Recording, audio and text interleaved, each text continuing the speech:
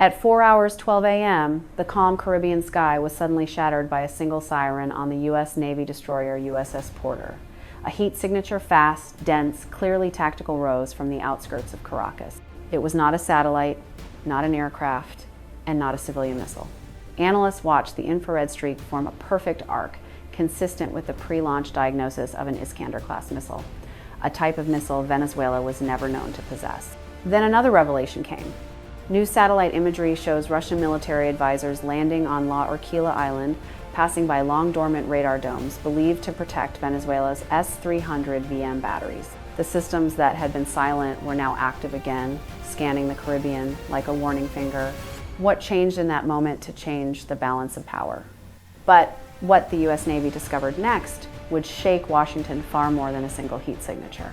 If you want to know why, I recommend watching until the end, because the end will really surprise you. At first, Pentagon analysts dismissed the Caracas launch signature as a malfunction, an atmospheric distortion, a misread sensor, anything but the unthinkable. Venezuela had neither the funds nor the technical depth to deploy such systems without outside help. But within hours, new imagery revealed something no one expected. The S-300 VM search radar had begun performing slow, methodical tracking sweeps, identical to Russian pre-calibration protocols. Worse customs data flagged a series of hydraulic machinery shipments from China, routed through secondary ports, each container large enough to conceal missile components. The U.S. Navy responded by repositioning surveillance aircraft and destroyers deeper into the Caribbean. But every new scan raised a darker question. Was Venezuela signaling strength, or was Russia using it as a forward chess piece? And what analysts detected 10 minutes later would overturn every assumption. 4:53 in the morning, the first confirmation did not come from Washington, nor from a spy satellite racing over the equator. It came from the deep, resonant hum inside a U.S. Navy P-8 Poseidon circling north of Puerto Cabello. For nearly 3 minutes, its sensors recorded a burst of electronic interference. Not random, not environmental, but structured. The signature matched the early activation cycle of the S-305M surveillance radar, the 9 S-32ME, a system designed by Russia to track aircraft and ballistic objects more than 200 kilometers away. To U.S. analysts, this was not just a radar switch flicking on. This was the creation of a layered anti-access zone planted inside the Western Hemisphere. The flight crew described the pattern precisely: sweeping arcs, rising in frequency, a calibration maneuver performed only when missile crews prepare a battery for operational readiness. It was textbook doctrine, and every second of it fed into the Pentagon's war simulation models. A single active S-300 VM system would force U.S. Navy destroyers to widen their patrol lines and alter their approach, quarters an unprecedented shift in naval power posture in a region that had been quiet for decades. But the situation deepened even further. Just before dawn, Venezuelan media attempted to downplay the radar activity as a technical exercise, but the satellite pictures told a harsher truth. At Fort Tiuna, a critical military hub in Caracas, trucks resembling Russian transporter erector launcher vehicles were seen entering a reinforced hangar.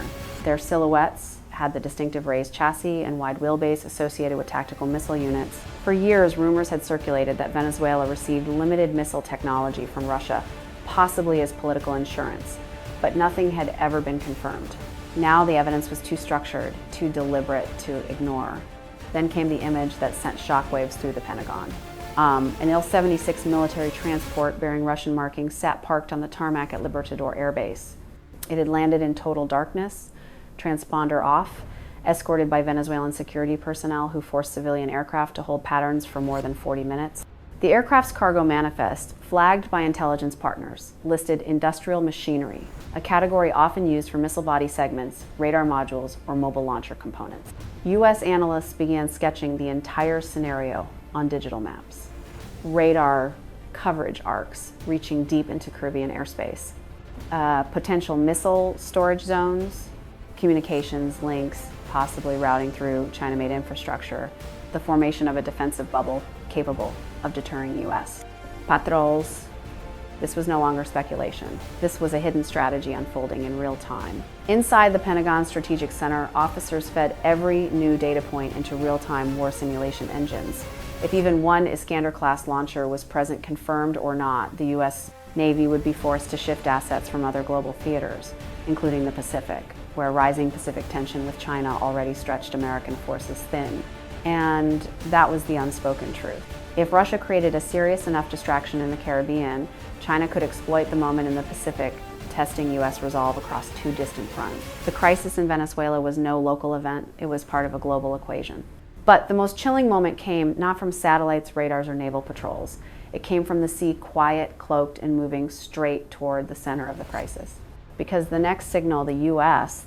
Navy detected did not come from land at all, but from an unknown vessel approaching under total silence.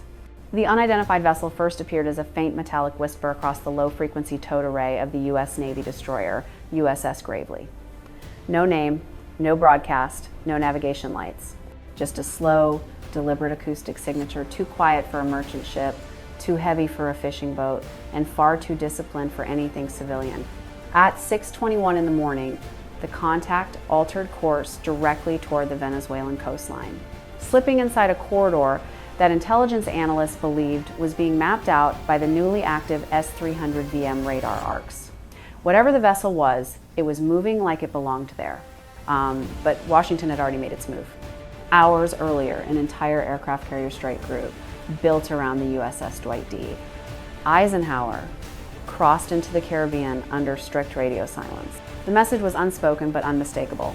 If Russia intended to reshape the balance of naval power in the Western Hemisphere, the United States would not wait politely for confirmation. The presence of a carrier, flanked by destroyers armed with advanced missile defense systems, shifted the entire war simulation scenario into a new phase. Suddenly, small incidents mattered. Minor signals became clues. Silence became threat. And then Venezuela blinked. A Chinese-built coastal radar station west of Punto Fijo went offline abruptly, without warning. Officials in Caracas called it scheduled maintenance, but analysts recognized the pattern of a deliberate blackout. Such a maneuver is used when a nation wants to reposition assets without generating electromagnetic signatures that foreign sensors can track. The timing, coinciding with the approach of the unknown vessel, raised deeper suspicion. Meanwhile, nearly 200 nautical miles east, a Russian surveillance ship, Viktor Leonov, infamous for trailing U.S. fleets, entered the Caribbean at dawn. Its arrival was not coincidental. With both China and Russia inserting themselves into Venezuela's strategic calculus, the region had become a proxy testing ground for hidden strategy. Inside the U.S. Navy's intelligence center, aboard the carrier, officers stitched together every fragment of data they could find. Encrypted bursts detected near the coast suggested a possible link between the S-300VM batteries and offshore surveillance networks. If Venezuela, and by extension Russia, was integrating sea-based sensors with land-based missile defense, it meant they were building something far more dangerous than a simple defensive bubble. They were building a layered anti-access zone, a denial sphere that could force the U.S. Navy to operate farther from the continent, weakening response time and crisis control. War simulation models began exploring worst-case scenarios. How many minutes an Iskander-class launch would give a U.S. destroyer to intercept? How long an aircraft carrier could remain within range before tactical risk became unacceptable?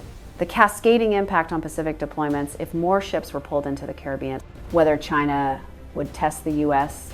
simultaneously in the South China Sea during the distraction. Just after midday, analysts caught a break, or what they thought was a break.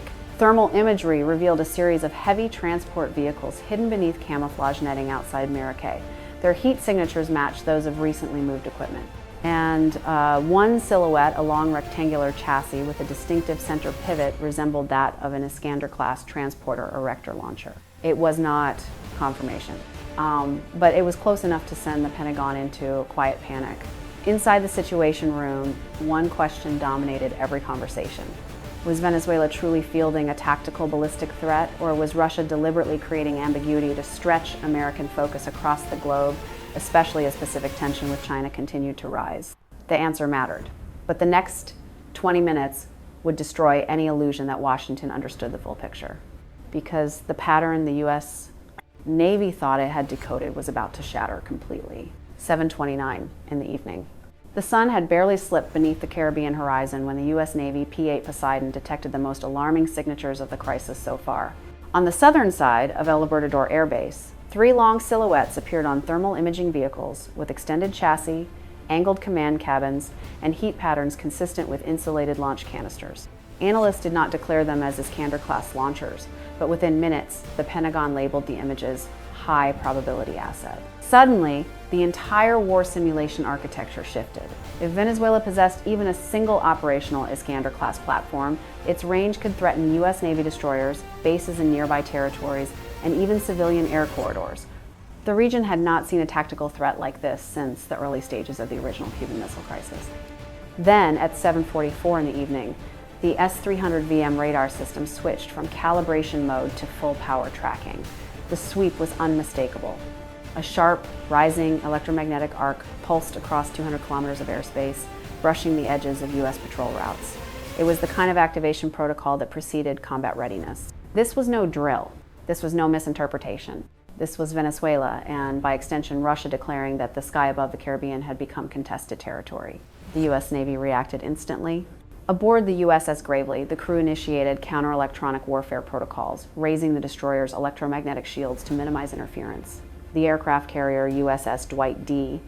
Eisenhower shifted 20 nautical miles east to keep a buffer between herself and the rapidly expanding radar cone. Even minor deviations mattered now. A miscalculation could invite a catastrophic escalation. Inside the Pentagon, models churned out thousands of possible outcomes. A full-power S-300VM system, combined with even unconfirmed Iskander-class launchers, forced the U.S. Navy to consider repositioning assets away from more critical theaters, specifically the Pacific, where growing Pacific tension with China had become the dominant focus of American foreign policy. That was the hidden danger. A crisis in the Caribbean could quietly weaken deterrence on the far side of the world. Meanwhile, in Caracas, officials released a vague statement claiming the country was undergoing a national air defense readiness exercise. The phrasing was suspiciously identical to Russian announcements before missile deployments in Kaliningrad. To U.S. analysts, this suggested Russia might be orchestrating the messaging as carefully as the military actions. But it was the reaction across Latin America that revealed how extraordinary the situation had become.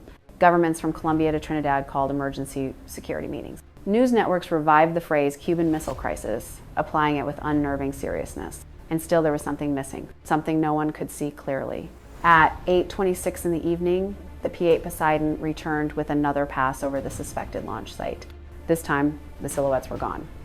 No heat signatures, no shadows, no tracks, as if the vehicles had vanished into the earth. Analysts debated for nearly 20 minutes. Were these decoys? Were they being rapidly redeployed? Or had they been moved into hardened underground storage? Yet, the most chilling possibility, the one whispered quietly in the room, was that Venezuela had concealed them with Russian assistance beneath camouflage domes, specifically designed to confound thermal imaging. If true, the U.S. would lose its ability to predict a launch window. Inside the War Simulation Center, the threat level escalated again. 8:58 in the evening. The S-300VM radar altered its sweep pattern, switching from wide area surveillance to tight beam tracking, another sign the system was preparing for engagement. 8:59 in the evening. The unidentified vessel detected earlier reemerged on sonar, now positioned uncomfortably close to the same coastline where the radar blackout had occurred. 1 minute later, everything converged. 9:02 in the evening. A massive electromagnetic spike erupted over central Venezuela, so powerful it briefly distorted satellite telemetry. For 8 seconds, every U.S. Navy ship in the region recorded identical interference, sharp, deliberate, precisely timed. It was not random. It was coordinated, and at 9:03, the data feed to Washington froze. Because what emerged from the blackout in that single, breathless moment would challenge everything the United States believed. It understood about Russia, China, and the true purpose of Venezuela's sudden awakening. For 8 long seconds, every U.S. Navy ship in the Caribbean went blind. Screens flashed white, radar lines jittered, navigation markers drifted as if gravity itself had slipped. When the systems snapped back online, the truth became immediately clear. The electromagnetic surge did not originate from Venezuela's suspected Iskander-class vehicles, nor from the S-300VM battery lighting up the night sky. It had come from somewhere deeper buried inside the Chinese-built digital backbone that Venezuela had quietly adopted over the past decade. And the realization sent a cold, heavy silence through the Pentagon. Cyber analysts recognized the attack pattern instantly. A tri-wave burst designed not to destroy, but to measure spoofing, navigational inputs, confusing radar returns, and momentarily severing drone uplinks. It was a signature traced in the past to Chinese-linked cyber units operating out of Africa, units known for striking during moments of geopolitical fog. If this spike was their work, then the drama unfolding in Venezuela was not just a local crisis and not even solely a Russian gambit. It was something else, something coordinated. Russia had moved first in the physical domain, activating the S-305M, positioning mysterious transporter erector launcher-shaped vehicles around Maracay, and landing military advisors at La Orquilla and Fort Tiuna. Every move was visible, deliberate, almost theatrical. China, meanwhile, appeared to be shaping the invisible battlefield, manipulating data streams, routing interference through distant infrastructure, and disguising sensitive shipments as industrial machinery. Venezuela, whether intentionally or not, had become the perfect arena, a place where both powers could operate without triggering immediate global alarm, yet close enough to U.S. waters to force Washington to react. The implications grew darker with every new analysis. The electromagnetic disruption had targeted navigation systems, the nerve center of U.S. naval power. Had the interference lasted even a few seconds longer, a U.S. Navy destroyer could have drifted closer to Venezuelan airspace than intended, creating the risk of a misinterpreted incursion, a radar lock, or worse, a retaliatory launch. Nothing about the spike was sloppy. Nothing was accidental. It was down to the millisecond measured. And then the final revelation arrived, reshaping the entire crisis once again. Enhanced thermal scans of the supposed Iskander-class vehicles revealed inconsistencies. Cooling seams that did not match missile containers, chassis edges slightly misaligned, shadows that betrayed the use of temperature dampening material. They were not missile launchers, they were decoys, engineered to look threatening just long enough for U.S. satellites to capture them. But the danger did not fade, because the S-300VM activation was real. Russian crews had powered, calibrated, and operated the system exactly as they would in preparation for combat readiness. They knew the U.S. Navy would see it, they intended for it to be seen, and paired with China's digital interference, the picture became unmistakable. This entire crisis was a rehearsal, a controlled environment designed to observe how fast the United States reacted, how far the aircraft carrier pulled back, how quickly missile defense layers came online, and how much strategic bandwidth Washington could spare while Pacific tension with China continued to rise. For the first time in years, analysts confronted a chilling possibility. What if this was not the operation but merely the opening script? If Russia and China were willing to conduct a rehearsal this bold, what would the real confrontation look like, and how soon could it begin? When the final analysis was delivered to the Pentagon, it read less like a battlefield report and more like a warning to future generations. Every sensor spike, every radar sweep, every decoy vehicle, every cyber ripple, each piece formed a mosaic of deliberate escalation. Russia had tested physical boundaries, China had tested digital ones. Venezuela had provided the geography. And the United States had been forced to reveal how quickly its naval power could mobilize under surprise. The conclusion stunned even veteran analysts. This entire confrontation had been a measurement exercise, a blueprint for how adversaries could combine deception, cyber pressure, and symbolic missile movements to stress test U.S. response cycles. In the Caribbean, the U.S. Navy had shown remarkable discipline. The aircraft carrier held its posture, the destroyers maintained formation. Missile defense networks activated without hesitation. The crisis never spiraled into conflict because American training, doctrine, and restraint held firm. But the most sobering realization was how fragile the margin had become. A single false radar return, a navigational glitch lasting 1 second too long, a misinterpreted beam from the S-300VM. Any one of these could have pushed the standoff into a kinetic confrontation neither side actually wanted, and that was the lesson. Adversaries no longer need to fire missiles to test American strength. They can probe through ambiguity using decoys, cyber shadows, and asymmetric pressure points. They can force Washington to choose between multiple crises at once, one in the Caribbean, another in the Pacific, stretching attention, resources, and strategic bandwidth. The war simulation teams at the Pentagon produced a final insight. If Russia and China intended to probe simultaneously digital in one theater, physical in another, the real danger would not be the weapons themselves, but the timing. Yet, the conclusion also reaffirmed something critical. Even under surprise, even facing layered deception, the United States demonstrated unmatched global reach. No other nation on Earth can dispatch an aircraft carrier strike group across oceans, synchronize cyber defense and missile defense in minutes, and maintain deterrence against multiple competitors at once. NATO allies, observing every move, quietly acknowledge the same truth. Despite Pacific tension with China and renewed challenges from Russia, the backbone of global stability still rests on U.S. readiness. And that readiness is built not on aggression, but on deterrence. Not on domination, but on preventing chaos. Because military power, true power, exists to stop wars before they ignite. The Caribbean crisis ended without a missile launch, without a clash at sea, without a single casualty. That outcome was not luck, it was discipline, it was professionalism. It was the understanding that one miscalculated step could set loose a decade of instability.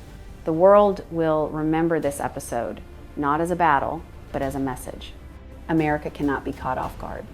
Russia and China are sharpening their tools. And the next rehearsal may be even more sophisticated. But so long as the U.S. Navy sails, backed by NATO and guided by calm leadership, the global order holds. If you believe strength deters chaos, subscribe now. If you think the world is heading toward a deeper confrontation, tell us why. In the comments, your voice matters in this conversation.